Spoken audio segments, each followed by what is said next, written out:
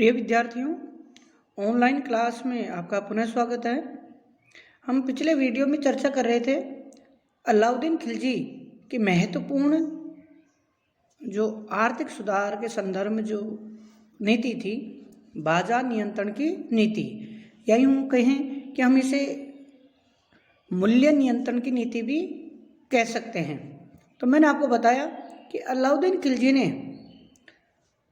उसकी नीति क्या थी, किस उद्देश्य से, और क्या केवल दिल्ली में ही लागू की गई थी, इनके संदर्भ में हमने प्रथम वीडियो में बात की है, पहले पार्ट में। इस वीडियो में हम आगे की बात करेंगे। जैसे मैंने आपको बताया था कि दीवाने रियासत, जो इस व्यवस्था का संपूर्ण नियामक और देख रेख करने वाला विभाग की स्थापना की गई, और मलिक याकूब नामक जो अमीर था, जो सरदार था, जो अलाउद्दीन खिलजी का अत्यंत विश्वास पात्र था, योग्य था, उसको इसकी जिम्मेदारी दी गई। इसके बाद अलाउद्दीन खिलजी ने 3 प्रकार के बाजार स्थापित किए। अनाज बाजार, जिसको मंडी कहा गया, सराय अदल, जिसमें जो मुख्यतः कपड़े का बाजार था और अन्य वस्तुओं का भी वहाँ क्रय विक्रय होता था, और तीसरा था मवेशी बाजार, यानी पशु जानवर आदि का बाजार। तो पहले बात करते हैं मंडी अर्थात अनाज बाजार। इस बाजार का जो अधीक्षक था, सेहना था, वो था मलिक कबूल नामक सरदार अमीर, जो अलाउद्दीन खिलजी का विश्वास पात्र था, और वो इस बाजार की संपूर्ण गतिविधियों पर कठोरता से नियंत्रण रखता था, और वो व्यापारियों को भयभीत रखता था कि कोई भी व्यापारी ना तो किसी को कोई कम वस्तु तोले और ना ही ज़्यादा कीमत वसूल कर सके। तो जो इसका अधीक्षक सेहना था, मलिक कबूल नामक व्यक्ति था। इसकी बाजार की हम बात करते हैं तो इसमें जो खाद्यान्न वस्तुएं हैं उनके भाव निर्धारित कर दिए गए। जिसमें अगर हम कीमतों की बात करते हैं तो जियाउद्दीन बरनी ने अपने तारीख फिरोजशाही में इस बाजार में, जो अनाज बाजार था, जिसमें आपके राशन व्यवस्था, अनाज, खाद्यान्न, इनकी वस्तुओं का क्रय विक्रय होता था, उनकी सूची हमें प्राप्त होती है। जिसमें अपन गेहूं की बात करते हैं तो गेहूं, एक बात और करना चाहूँगा मैं आपसे कि जो आप देखते हैं टंका और जीतल, जो सल्तनत कालीन मुद्रा थी, जिसमें हमें ये बाज़ार में जो कीमतें मिलती हैं, जो सूची मिलती है, वो इसी में मिलती है, टंका और जीतल में। तो आपको ध्यान है कि इल्तुतमिश ने सर्वप्रथम दिल्ली सल्तनत की मुद्रा व्यवस्था को स्थायी आधार प्रदान किया था। तो टंका चांदी का सिक्का था और जीतल तांबे का सिक्का था। तो हम गेहूं की कीमत की बात करते हैं। अलाउद्दीन खिलजी ने जो मूल्य निर्धारित किया, कीमतें निर्धारित की, वो ये थी, गेहूं था 7.5 जीतल प्रति मन, 7.5 जीतल प्रति मन ये गेहूं का भाव था। जौ का भाव था 4 जीतल प्रति मन, चना 5 जीतल प्रति मन, चावल 5 जीतल प्रति मन, घी 4 जीतल प्रति मन, ये निर्धारित किए गए। इसके अलावा और भी वस्तुओं के भाव निर्धारित कर दिए गए। जो दूसरा बाजार था, मैंने आपके पास नोट्स डाल रखे हैं PDF फाइल के रूप में, उसमें से क्रम से देखें, आसानी से समझ में आ जाएगा आपके। दूसरा जो बाजार था अलाउद्दीन खिलजी के द्वारा स्थापित, वो था सराय अदल, जो न्याय का स्थान भी कहा गया है। ये था कपड़ा बाजार, और इसके अलावा अन्य जो सामग्री थी वो भी यहाँ, कपड़े के अलावा भी यहाँ प्राप्त होती थी।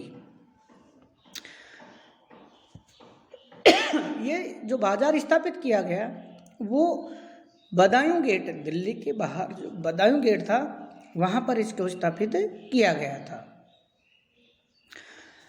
सराय अदल कपड़ों व अन्य वस्तुओं का बाजार था। इस समय हम बात करते हैं अगर अनाज और कपड़े की, तो उस समय निश्चित रूप से अलाउद्दीन खिलजी के समय जो कपड़ा था वो अनाज से काफ़ी महंगा था। अलाउद्दीन खिलजी ने मुल्तान के व्यापारियों को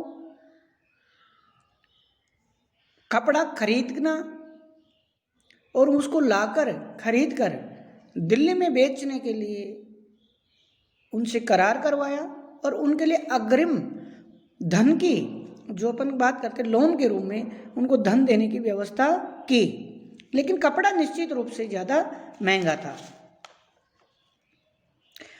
मुल्तान के व्यापारियों के साथ इस प्रकार का करार किया गया।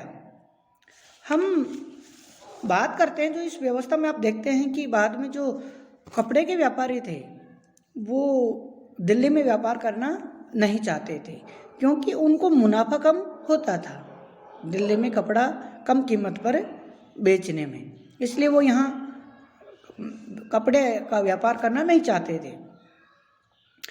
हम अगर कपड़े की कीमतों की बात करते हैं तो 1 टंके से लेकर 10,000 टंका तक की जो वस्तुओं का क्रय विक्रय केवल यहीं हो सकता था, यानी कपड़ा बाजार में, सराय अदल में।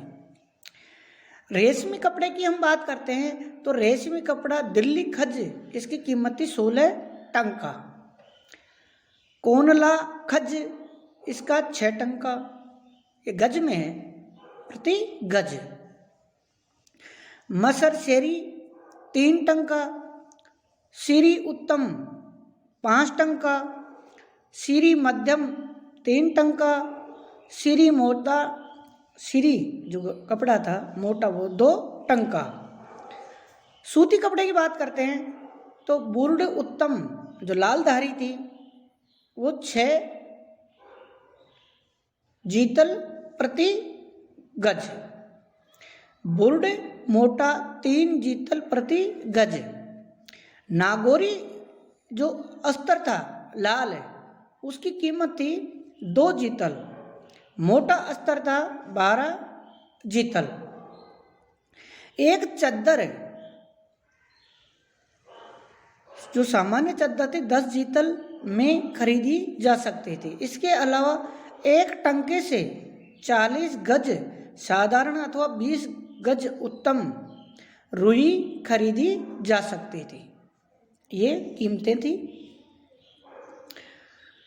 इसके अलावा जो अन्य वस्तुओं की यहाँ कीमतें निर्धारित की गई कपड़ा बाजार में होती, मिश्री 1 सेर 2.5 जीतल, चीनी 1 सेर आधा जीतल, भूरी खांड जो आज बातों में रह गई है, जो पहले चला करती थी, वो 3 सेर आती थी 1 जीतल में।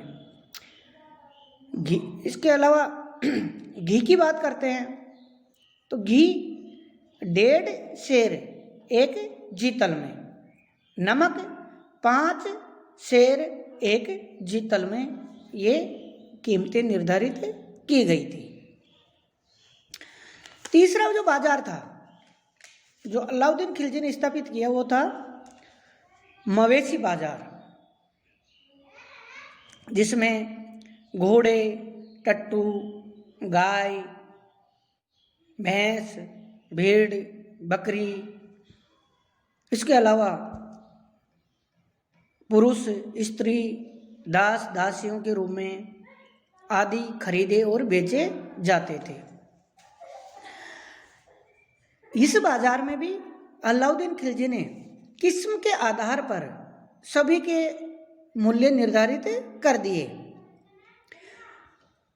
इस बाजार में व्यापारियों और पूंजीपतियों का बहिष्कार किया गया और बिचौलियों और पूंजीपतियों पर कड़ी निगरानी रखी गई। घोड़े की हम बात करते हैं तो घोड़े की 3 श्रेणियां निर्धारित की गई। प्रथम श्रेणी का जो उत्तम घोड़ा था उसकी कीमत थी 100 टंका से लेकर 120 टंका प्रति घोड़ा, जो उत्तम श्रेणी का घोड़ा था। दूसरी श्रेणी का जो घोड़ा था, मध्यम श्रेणी का, वो उसकी कीमत निर्धारित की गई 80 से 90 टंका प्रति घोड़ा। तीसरी प्रकार का जो निम्न नस्ल का घोड़ा था, उसकी किस्म के आधार पर उसकी कीमत जो निर्धारित की गई वो थी 60 से 70 टंका प्रति घोड़ा। इसी प्रकार भारतीय टट्टू 10 से 25 टंका में खरीदा जा सकता था। इसके अलावा हम बात करते हैं दास और दासियों, यानी मानव का क्रय विक्रय भी होता था।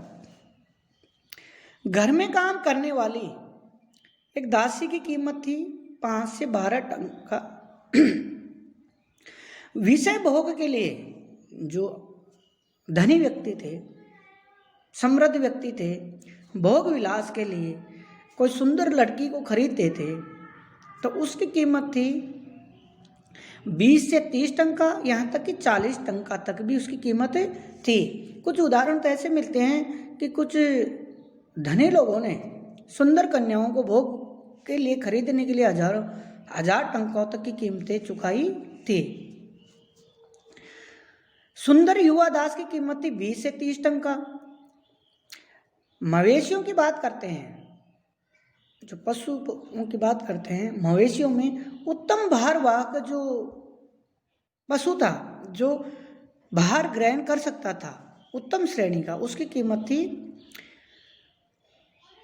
30 से 40 टंका प्रति मवेशी।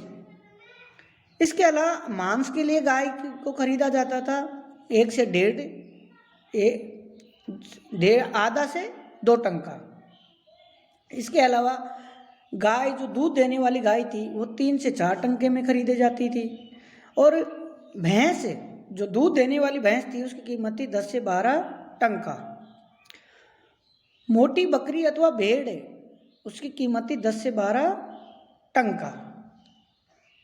तो ये मैंने आपको 3 प्रकार के जो बाजार थे उनमें किन किन वस्तुओं का, किन किन चीज़ों का व्यापार होता था, उनकी कीमतें आदि के बारे में मैंने आपको बताया। इसके अलावा हम बात करते हैं अलाउद्दीन खिलजी ने परमिट व्यवस्था भी लागू की। जो आज हम देखते हैं लाइसेंस, जो हम परमिट की बात करते हैं कि जैसे वाहन चलाने के लिए भी लाइसेंस परमिट चाहिए, इसी प्रकार बहुत सी चीज़ों का व्यापार क्रय विक्रय करने के लिए लाइसेंस की अर्थात परमिट की आवश्यकता पड़ती है। उसी प्रकार अलाउद्दीन खिलजी ने भी सल्तनत काल में परमिट की व्यवस्था की, जहाँ पर कुछ वस्तुओं का व्यापार करने के लिए परमिट अर्थात लाइसेंस लेना अनिवार्य था, जिसके लिए उसने परवाना नवीस नामक व्यक्ति नियुक्त किए। इसके अलावा अलाउद्दीन खिलजी ने राशन व्यवस्था भी लागू की, यानी जैसे अपन बात करते हैं आज वर्तमान में जो लोकतंत्रात्मक सरकारें हैं, कल्याणकारी सरकारें हैं, वो राशन कार्ड जारी करती हैं और प्रत्येक जो वंचित है, जो सूचीबद्ध है सरकारी नियमों में, जिनको राशन दिया जाता है, उसी प्रकार अलाउद्दीन खिलजी ने भी राशन व्यवस्था शुरू की। लेकिन वहाँ पर राशन जो था वो अकाल के समय ही दिया जाता था, यानी अकाल के समय ही लोगों को राशन उपलब्ध कराया जाता था फ्री में, और प्रत्येक परिवार को आधा मन अनाज प्रतिदिन दिया जाता था। इसके अलावा अलाउद्दीन खिलजी ने जो बाजार सुचारू रूप से चले उसके लिए शहनाई मंडी, दीवाने रियासत, बरीदे मंडी, है ना, ये इन चीज़ों की स्थापना की। और बरीदे मंडी के संदर्भ में हम चर्चा करते हैं कि गुप्तचर अलाउद्दीन खिलजी ने सभी बाजारों में बरीद अर्थात गुप्तचर, मुनिहान जिनको कहते हैं, वो नियुक्त कर दिए, और वो प्रत्येक बाजार में व्यापारिक गतिविधियों, वस्तुओं के क्रय विक्रय पर कड़ी निगरानी रखते थे, ताकि कोई भी व्यापारी ना तो कम तोल सके न ज़्यादा कीमत ले सके, और अगर कोई व्यापारी कम तोल देता हुआ पाया जाता था अधिक कीमत लेता हुआ पाया जाता था तो उसको कठोर सजा दी जाती थी। अलाउद्दीन स्वयं भी छोटे बच्चों को कुछ मुद्रा देकर बाजार में भेजता था और वस्तुएं मंगाता था और उनकी नाप तोल करता था, कीमतें देखता था। अगर कोई व्यापारी कम तोलता था तो उसके शरीर से उतना ही मांस खींच कर निकाल लिया जाता था। इस प्रकार अलाउद्दीन खिलजी ने बाजार नियंत्रण की नीति के सुचारू संचालन के लिए कड़ी मेहनत की और एक सुव्यवस्थित निगरानी तंत्र, एक व्यवस्था की, जिस कारण ये अपने उद्देश्य में सफल रही। जहाँ तक हम अलाउद्दीन खिलजी की बाजार नियंत्रण की नीति की सफलता की बात करते हैं, वैसे तो स्थायित्व का इससे कोई संबंध नहीं है, क्योंकि अलाउद्दीन खिलजी के पुत्र मुबारक शाह ने गद्दी पर बैठने के साथ ही इस व्यवस्था को समाप्त कर दिया। यानी मूल्य नियंत्रण, बाजार नियंत्रण की जो नीति थी उसको खत्म कर दिया, समाप्त कर दिया। लेकिन अगर हम इस मूल्य नियंत्रण, बाजार नियंत्रण की नीति की उद्देश्य को देखते हैं कि जिस उद्देश्य के लिए सुल्तान अलाउद्दीन ने इस व्यवस्था को लागू किया, तो उस उद्देश्य में हम देखते हैं इसका पैमाना सफलता का देखा जाए तो ये बाजार नियंत्रण की, मूल्य नियंत्रण की नीति अपने उद्देश्य में पूरी तरह सफल रही। धन्यवाद।